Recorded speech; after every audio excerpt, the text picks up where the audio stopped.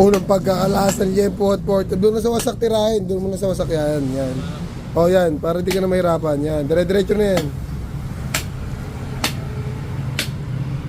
Para di ka mahirapan. Para hindi magkadurog-durog. Alright. Unang pagbabaklas ng porta at liempo ngayon 2025. Alright na yan. Yan. Ito yung nilaplap niya. Ganito yun eh. Yan. Yan, dahan-dahan na guys, oh. Talaga inuunti-unti na eh. Di na tulad na karaan. Talaga isang hiwa agad na madiin eh. Yan, kung makapansin nyo yung liempo, laki na ng buto ng liempo natin, ano. Pinakita ko na naman sa inyo kung anong diskarte na yung ginagawa natin dyan sa liempo kapag ganyan na yung kalaki yung buto. Yan.